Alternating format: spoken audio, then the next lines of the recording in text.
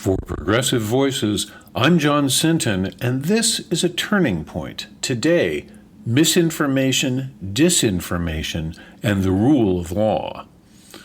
Just under 1 in 5 Americans believe that Taylor Swift is part of a covert effort to help President Biden win the 2024 election, according to Dave Pell in his next draft. He's quoting a current Monmouth University poll. So think about that for a second. Somehow, 20% of Americans believe the conspiracy theory that Taylor Swift represents the so-called deep state. Thankfully, the Monmouth poll also found that 2 in 3 Americans approve of the singer, encouraging voter turnout. Better for sure, but it still doesn't excuse the 1 in 5 Americans who are either extremely gullible and susceptible to outrageous helpings of mis- and disinformation, or are simply dedicated to believing and spreading false narratives to support their own political wishes. Reality be damned. And by the way, studies show that conspiracy theories take flight when reality doesn't match people's desires. Essentially, that means that if the truth conflicts with your beliefs, well, just make up a new truth.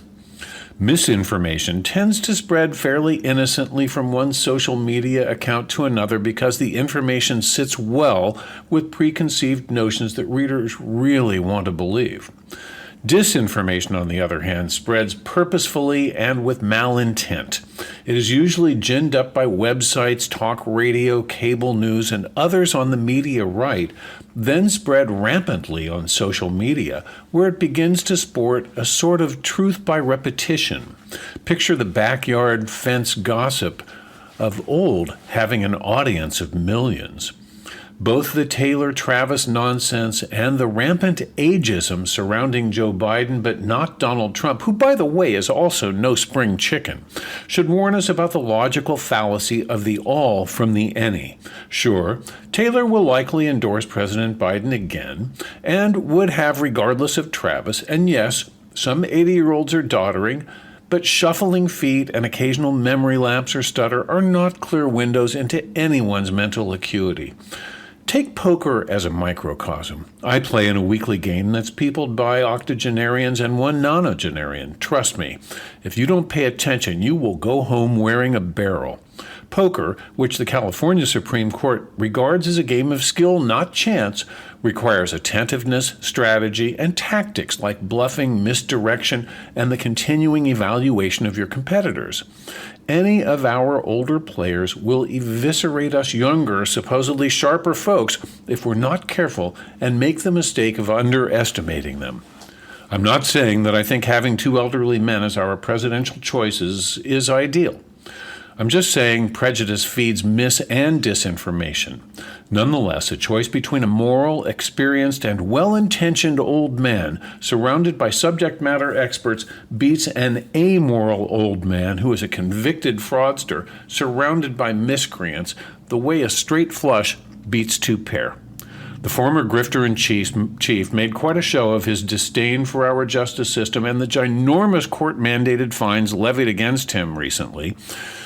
Let's make a couple of things clear for the uninformed and the misled. The court of public opinion is not a court of law.